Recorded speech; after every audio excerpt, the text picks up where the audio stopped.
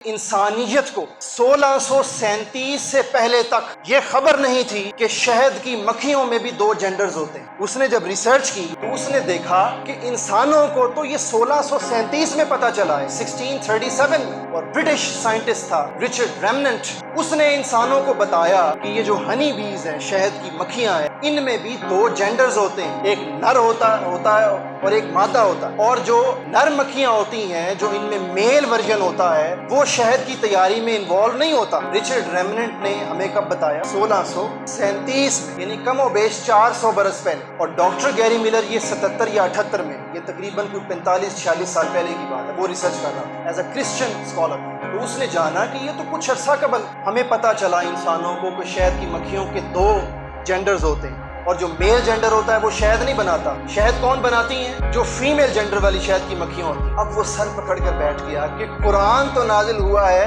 کم و بیش 14 صدیاں قبل، اور ہم کرسچن اس کو غلط سمجھتے ہیں، اس کو غلط ثابت کرنے کی کوشش کر رہا ہوں میں، لیکن یہ جو 14 صدیاں قبل قرآن نازل ہوا ہے، اس میں کس نے بتایا؟ اگر یہ کتاب جھوٹ پر مبنی ہوتی، معاذ اللہ ثم معاذ اللہ، تو پھر اس کتاب میں یہ کس نے بتایا کہ شہد کی مکھیاں جو فیمیلز ہیں وہ شہد بناتی ہیں؟ وصحبہ وبارک وسلم۔ قال اللہ تبارک و تعالی فی القرآن المجید فاعوذ باللہ من الشیطان الرجیم وَأَوْحَى رَبُّكَ إِلَى النَّحْلِ أَنِ اتَّخِذِي مِنَ الْجِبَالِ بُيُوتًا وَمِنَ الشَّجَرِ وَمِمَّا يَعْرِشُونَ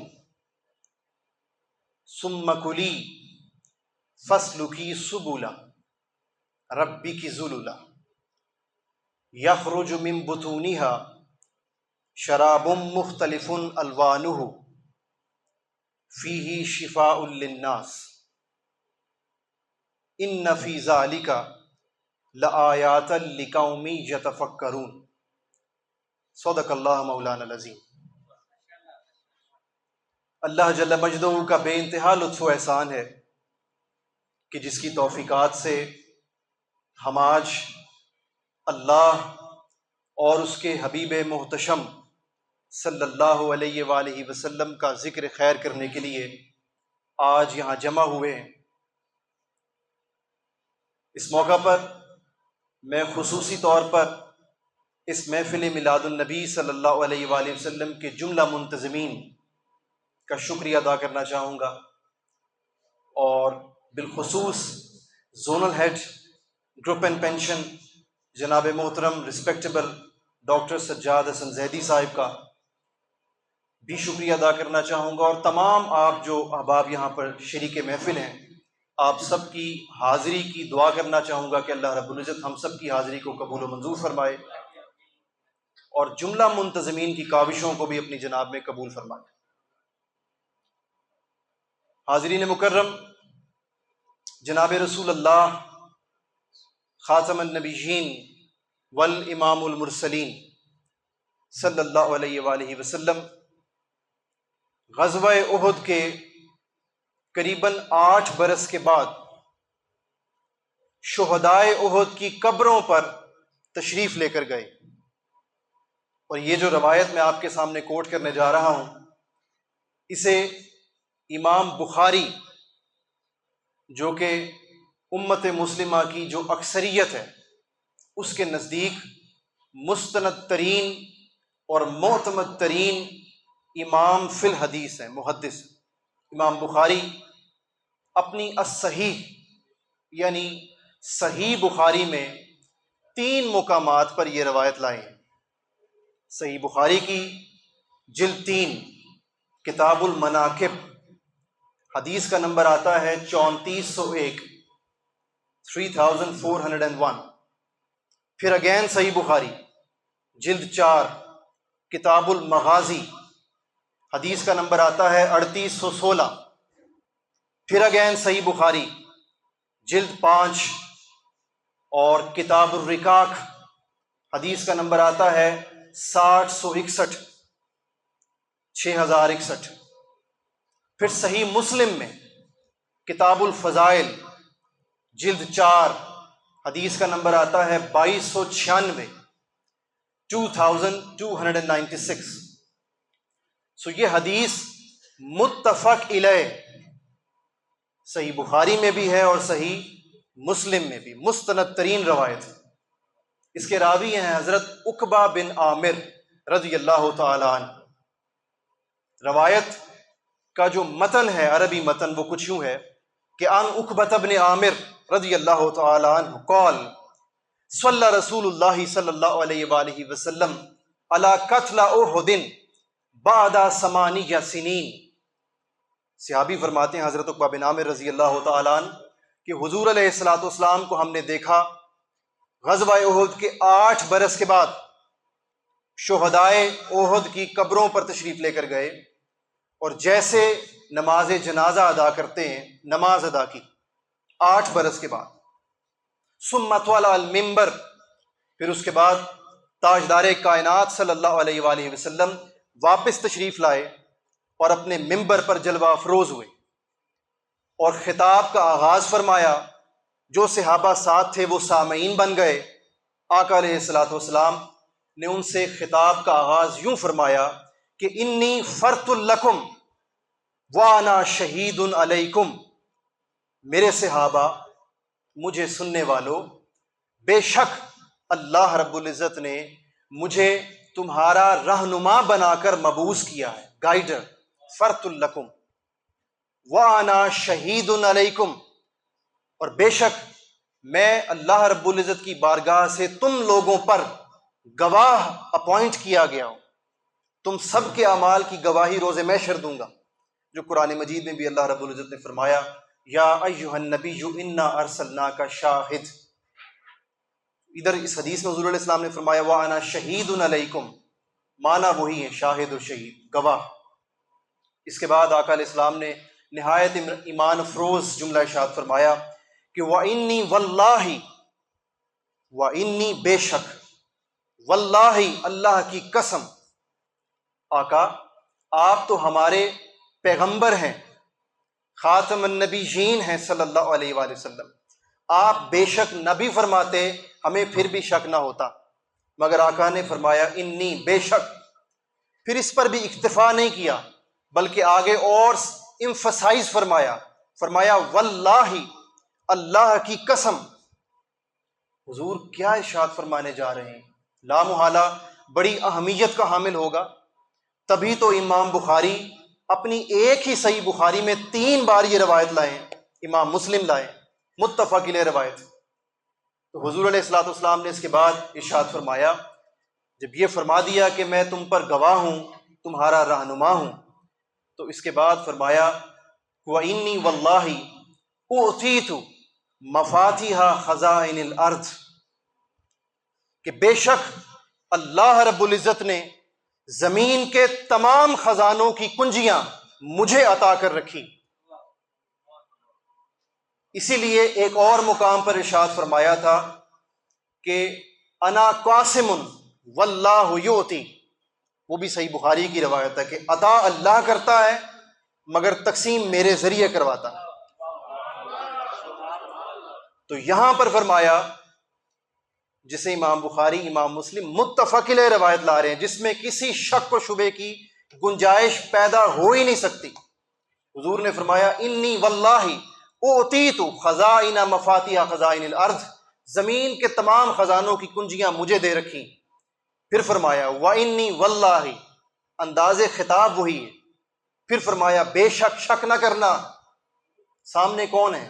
صحابہ، شک کی تو گنجائش نہیں، مگر چونکہ آقا جانتے ہیں صلی اللہ علیہ وآلہ وسلم کہ حضور کا یہ فرمان قیامت تک کے مسلمانوں تک پہنچنا ہے، تو کہیں کسی کے ذہن میں کوئی رائی کے دانے برابر بھی شک نہ آ جائے۔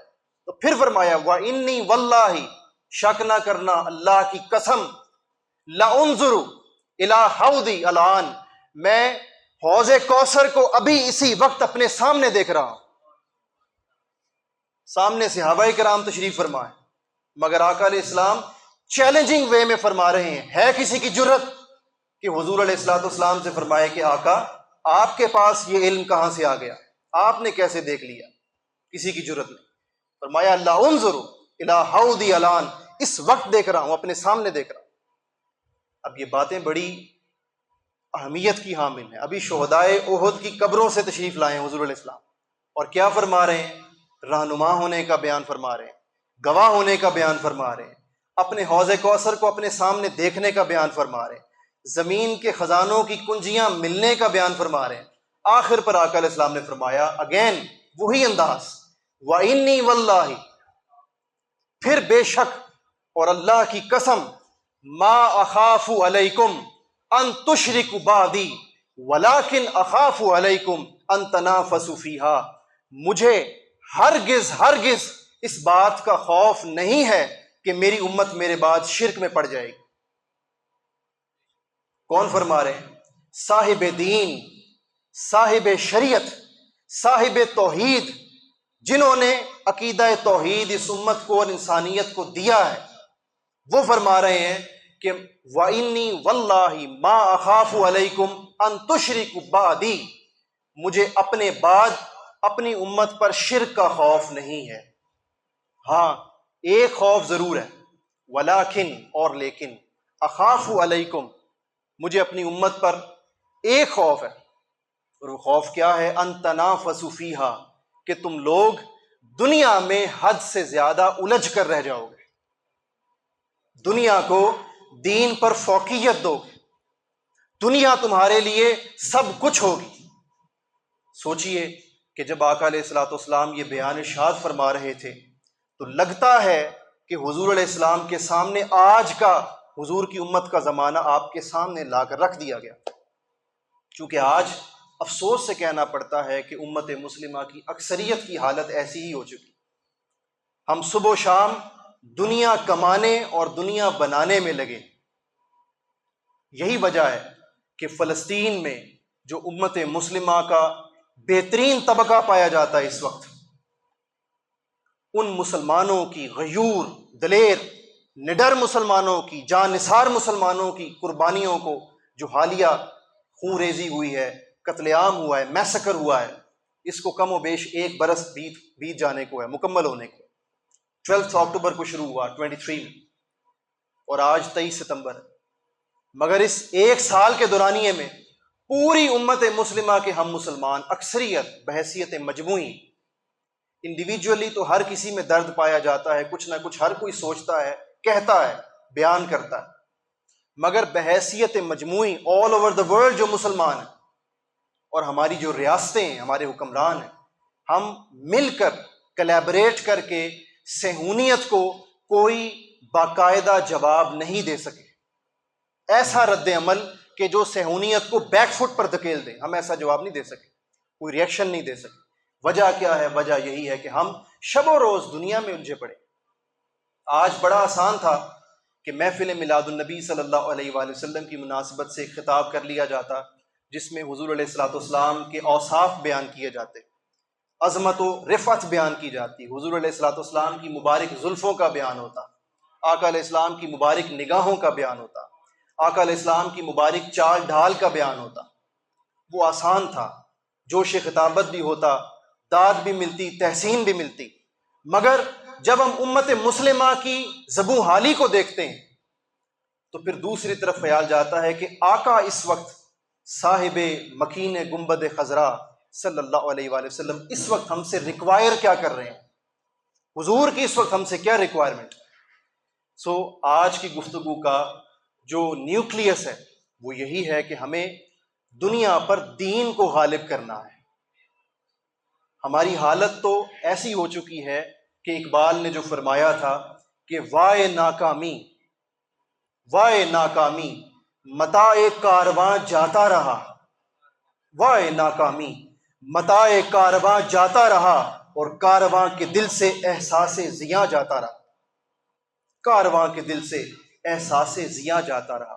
یہ جو احساس زیاں ہے، اپنے نقصان کا احساس، اس کو اجاگر کرنے کی ایک ادنا سی کوشش کر رہا ہے یہ فقیر، یہ بندہ ناچیز. کم و بیش آج سے 3 یا 4 برس قبل شہر لاہوری کے ایک ایجوکیشنل انسٹیٹیوٹ کے پرنسپل نے رابطہ کیا، اور انہوں نے کہا کہ میری بیٹی جو کہ پچھلے 16-17 برس سے ہمارے گھر میں شب و روز قرآن مجید کی تلاوت کرتی رہی، نمازیں پڑھتی رہی، روزے رکھتی رہی، مسلمانوں کا گھرانہ. لیکن پچھلی شب اس نے مجھ سے کچھ ایسے سوالات کیے اور ایسی باتیں کہیں کہ میری آنکھوں سے آنسو جاری ہو گئے. اس نے کہا کہ بابا، یہ قرآن جسے ہم مسلمان اللہ کی کتاب مانتے ہیں، پہلے آپ اللہ کے وجود کا ثبوت دیں. یہ قرآن حق کی کتاب ہے، پہلے یہ ثابت کریں کہ یہ حق کی کتاب. تو وہ کہتے ہیں میں سر پکڑ کے بیٹھ گئی. اس صورت میں پھر انہوں نے رابطہ کیا، کہا کہ اگر میں کسی مولوی صاحب سے ملاقات کرواتا ہوں تو اس کے ذہن میں تو پہلے ہی جو مذہبی نمائندے ہیں ان کے حوالے سے ڈاؤٹس کریٹ ہو چکے ہیں، وہ ان پر یقین نہیں کر رہی، تو ان کی بات کا تو فائدہ نہیں ہوگا. تو آپ اس سے کچھ لاجیکل گفتگو کریں، کمیونیکیشن کریں. تو واللہ اس خاتون کو سمجھانا ایک نہایت مشکل امر تھا. اور جب اس سے گفتگو ہو رہی تھی تو دل ہی دل میں خود بھی شرمندگی ہو رہی تھی کہ کیا حالت ہو چکی ہے ہم مسلمانوں کی، کہ ہم مسلمانوں کے گھرانوں میں پیدا ہونے والے بچے آج لا دینیت کا شکار ہو چکے ہیں. وہ دین سے بیزار ہو گئے، ایتھیزم کی طرف جا رہے ہیں، ایگزسٹنس آف گاڈ پر شکوک و شبہات کریٹ کر رہے ہیں کہ خدا ہے بھی کہ نہیں. مگر الحمدللہ تعالی اللہ رب العزت کی نظر کرم سے اور حضور علیہ الصلوۃ والسلام کے وسیلہ جلیلہ سے آج وہ خاتون ایک باپردہ مسلمان خاتون ہے. وہ اللہ کی کرم نوازی ہوئی. نعرہ تکبیر، نعرہ رسالت، نعرہ حیدر. اب جہاں پر ہم غلطی کر رہے ہیں وہ کیا ہے؟ وہ یہ ہے کہ اللہ رب العزت نے ہمیں مسلمانوں کے گھرانے میں پیدا کر دیا. یہ اس کا ہم پر احسان عظیم ہے، یہ اس کی نعمت ہے کہ جس کا ہم شکر ادا نہیں کر سکتے. لیکن ہم یہ سمجھتے ہیں کہ بس یہی کافی، اب مسلمانوں کے گھر میں پیدا ہو گئے، اہل ایمان میں سے ہو گئے، ہدایت مل گئی، بس یہی کافی. جبکہ ایسا نہیں. ایمان اور ہدایت یہ کوئی کانسٹنٹس نہیں ہے. جیسے میتھمیٹکس میں مستقل مقداریں ہوتی ہیں، ان کی مستقل مقدار نہیں ہوتی، ان کے فیچرز ویریبلز والے ہیں، یہ ویری کرتے ہیں. یا ایمان بڑھے گا یا ایمان کم ہوگا، ایک مقدار میں مستقل نہیں رہ سکتا. یہ سوال نہیں پیدا ہوتا اس کا. اسی لیے قرآن مجید میں اللہ رب العزت نے سورہ محمد صلی اللہ علیہ وآلہ وسلم، جو کہ قرآن مجید کا 47 چیپٹر ہے، 47ویں سورت، اس کی ورس نمبر 17 میں، آیہ مبارکہ نمبر 17 میں اللہ رب العزت نے ارشاد فرمایا والذین اہتدوا، اور وہ لوگ کہ جنہوں نے ہدایت کو پا لیا تھا، یعنی مشرکین نہیں، کفار نہیں، منافقین نہیں، بلکہ وہ لوگ والذین اہتدوا جو پہلے سے آلریڈی ہدایت یافتہ ہیں.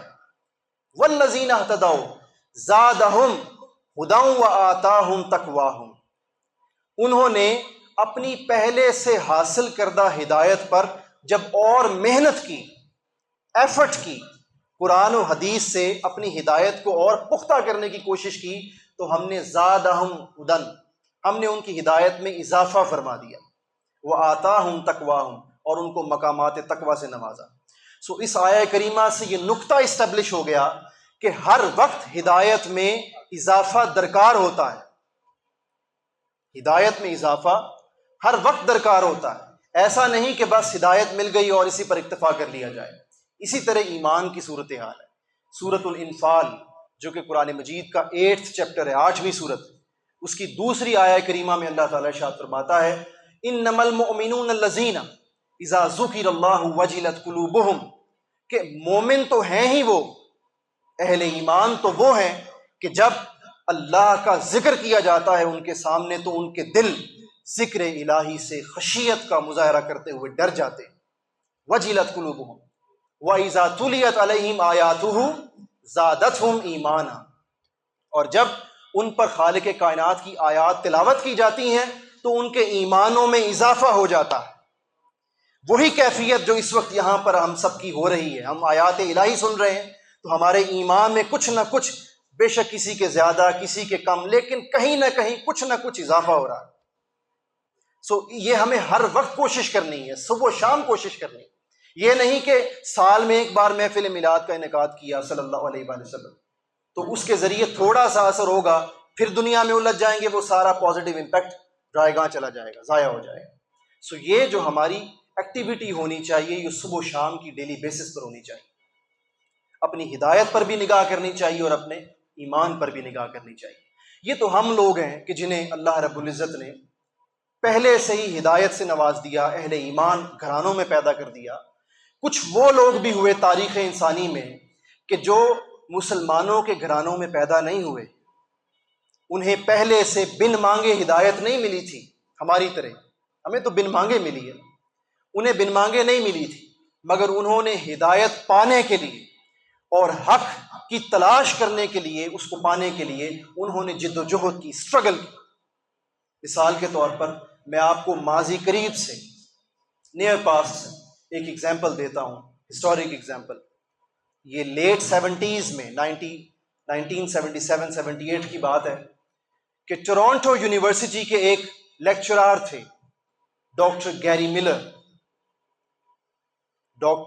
ملر، اور یہ کرسچن تھے، اور نہ صرف کرسچن تھے بلکہ مشنری اسکالر بھی تھے. اور 15 سال انہوں نے مشنری اسکالر کی حیثیت سے واعظ کیا، تبلیغ کی کرسچینٹی کی.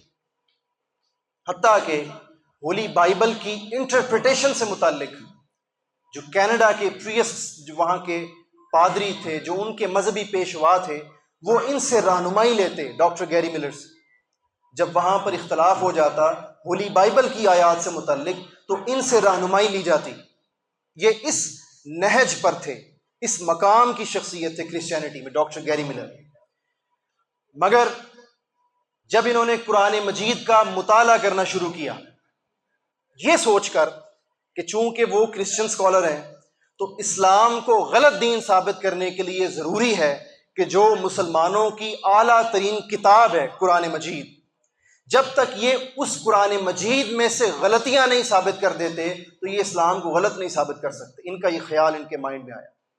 انہوں نے اس سوچ کے تحت قرآن مجید کا مطالعہ شروع کیا، قرآن مجید میں معاذ اللہ غلطیاں ثابت کرنے کے لیے. یہ ان کی اپروچ تھی. یعنی شروع میں نیت بھی کوئی ہدایت کی نہیں تھی، بلکہ ہدایت والے دین کو غلط ثابت کرنے کی نیت تھی. شروع کیا مطالعہ. جب ڈاکٹر گیری ملر 16ویں سورت پر پہنچے، جو کہ قرآن مجید کا چیپٹر ہے سورۃ النحل، اور سورۃ النحل کی آیات 68 اور 69 پر پہنچے، 68 اور 69، وہی 2 آیات کہ جن کی تلاوت میں نے ابتدا میں کی تھی گفتگو کے آغاز میں. ان 2 آیات پر پہنچے تو ان سے رہا نہ گیا، اور انہوں نے اپنی ساری ماضی کی زندگی کو بھلا کر کرسچینٹی کو الوداع کہا اور اسلام قبول کر لیا.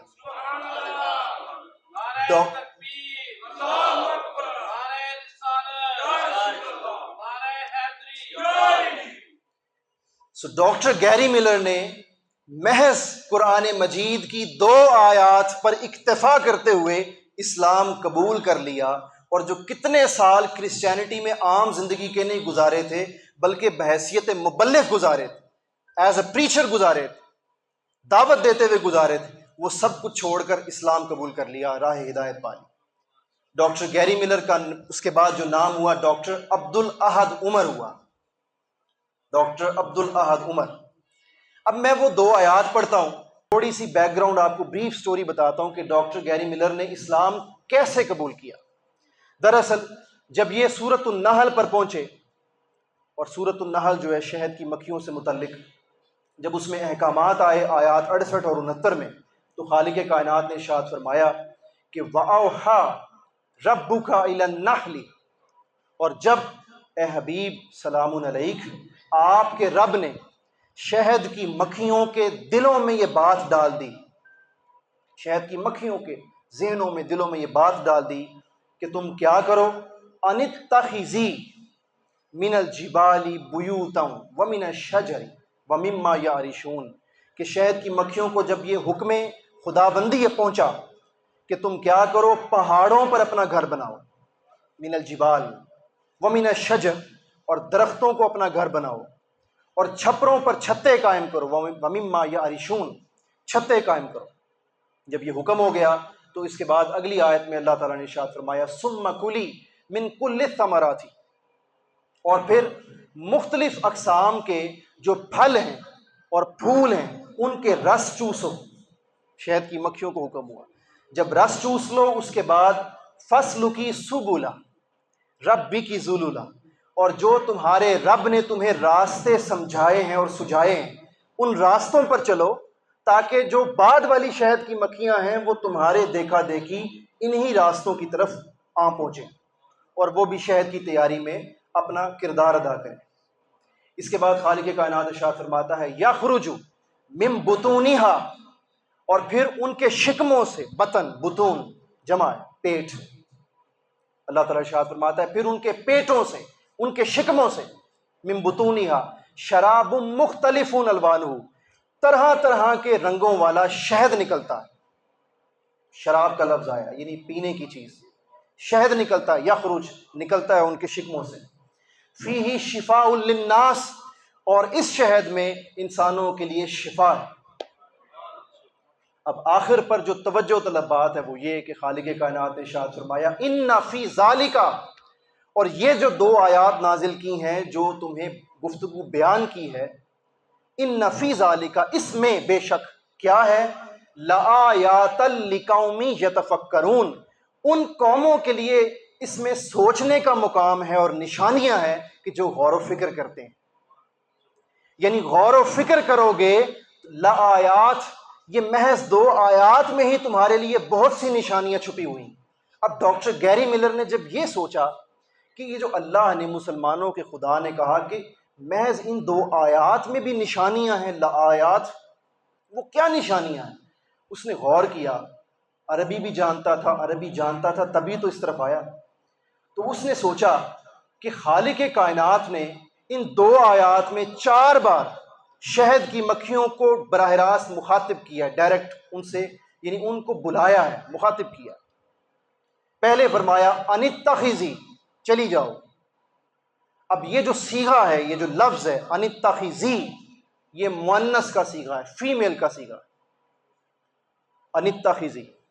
پھر اس کے بعد فرمایا ثم کلی، اور رس چوسو کھاؤ. یہ جو کلی کا صیغہ ہے یہ بھی مؤنث کا صیغہ ہے.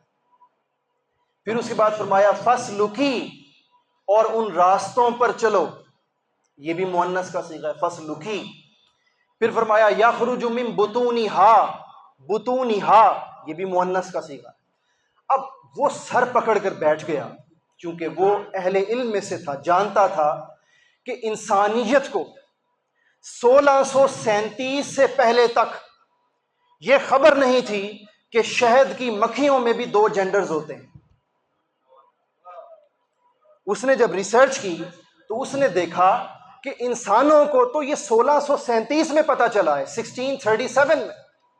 اور برٹش سائنٹسٹ تھا رچرڈ ریمننٹ، اس نے انسانوں کو بتایا کہ یہ جو ہنی بیز ہیں، شہد کی مکھیاں ہیں، ان میں بھی 2 جینڈرز ہوتے ہیں، ایک نر ہوتا ہے اور ایک مادہ ہوتا ہے.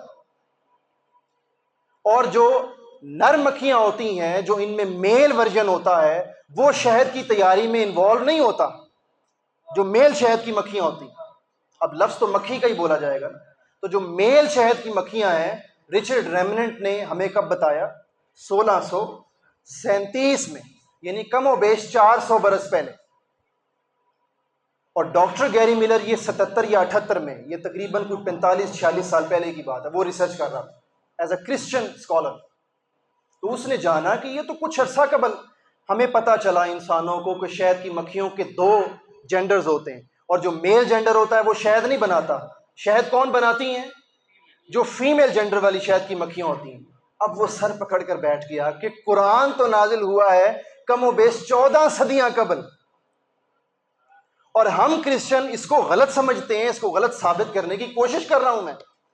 لیکن یہ جو 14 صدیاں قبل قرآن نازل ہوا ہے، اس میں کس نے بتایا؟ اگر یہ کتاب جھوٹ پر مبنی ہوتی، معاذ اللہ ثم معاذ اللہ، تو پھر اس کتاب میں یہ کس نے بتایا کہ شہد کی مکھیاں جو فیمیلز ہیں وہ شہد بناتی ہیں؟ اور اللہ نے شہد کی جو میل مکھیاں ہیں ان کو بلایا ہی نہیں، بلایا فیمیل کے صیغے استعمال کیے. تو محض اس نقطے پر پہنچ کر ڈاکٹر گیری ملر نے راہ ہدایت کو پایا اور اسلام قبول کیا. سو یہ وہ لوگ ہیں حاضرین محترم، وقت کی قلت ہے، میں زیادہ مثالیں نہیں دے سکتا، میں نے ایک مثال دی جو سادہ اور سمجھنے میں آسان ہو، ڈاکٹر گیری ملر کی، اب ان کا نام ڈاکٹر عبدالاحد ملر، اس کے بعد ڈاکٹر عبدالاحد عمر۔ تو یہ ایک مثال تھی کہ دیکھیں کیسے انہوں نے ہدایت کو پایا۔ اب گفتگو کا اختتام میں اسی طرح ایک اور روایت پر کرنا چاہوں گا جو اگین ہم مسلمانوں کے لیے، اہل ایمان کے، ہمارے ایمان کو اور تر و تازہ کرنے کے لیے کافی ثابت ہوگی انشاءاللہ العزیز۔ یہ حدیث مبارکہ صحیح مسلم میں آتی ہے اور اس کا نمبر ہے 1007 کتاب الزکوٰۃ میں۔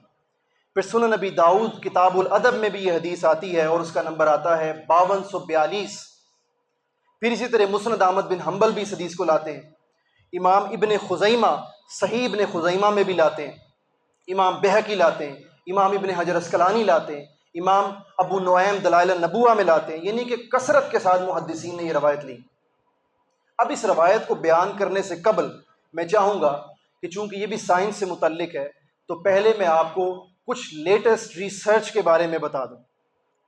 ہم انسانوں کے جسموں میں جو ہڈیوں کے جوڑے ہیں، جوائنٹس، ان جوائنٹس سے متعلق جو انسانی تحقیق جتنی بھی ہوئی پچھلی صدی تک، 20th سینچری تک، اس کے اختتام تک، 90s تک، سائنس کہتی تھی کہ ہم انسانوں میں جو ہڈیوں کے جوڑ ہیں وہ ہیں کل ملا کر 340۔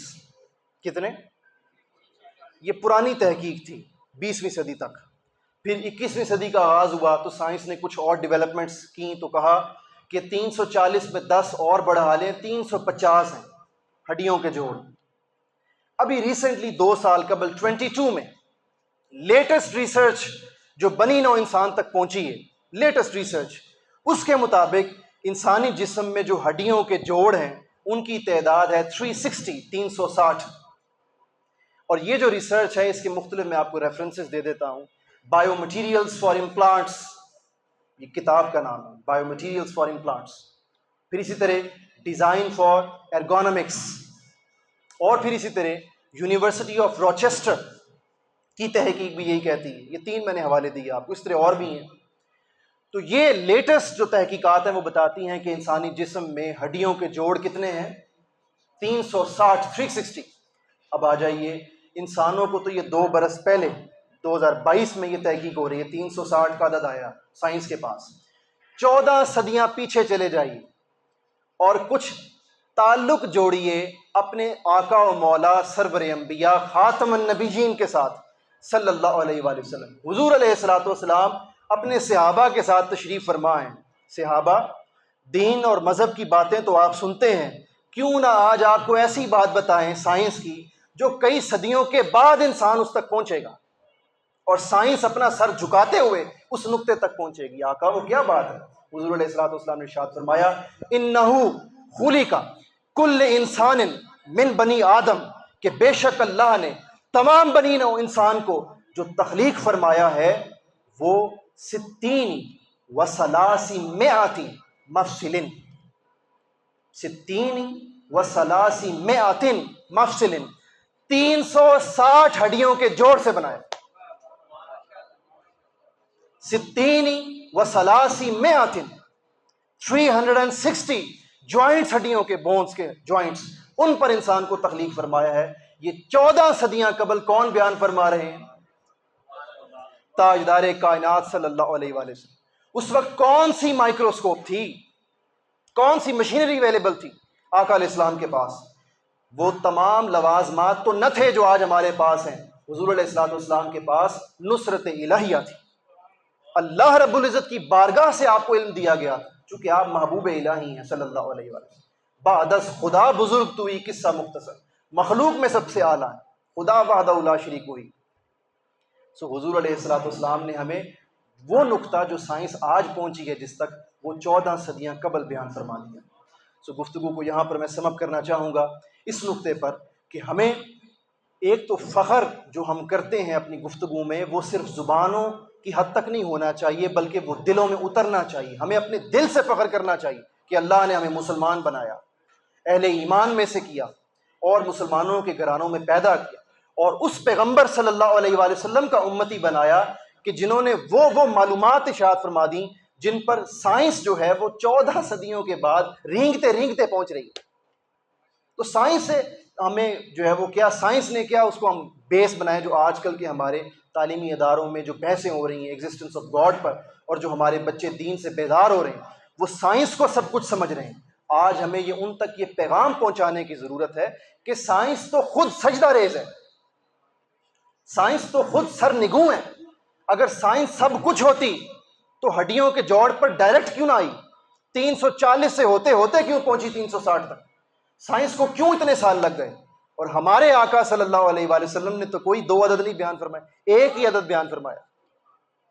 سو اللہ رب العزت ہم سب کو عقیدہ صحیحہ کے ساتھ ساتھ عمل کی توفیق عطا فرمائے، اور بتقاضۂ بشری گفتگو میں جہاں کہیں بندہ ناچیز سے غلطی ہوئی ہو، اللہ رب العزت سے معافی کا طلبگار ہوں۔ والسلام علیکم ورحمۃ اللہ وبرکاتہ۔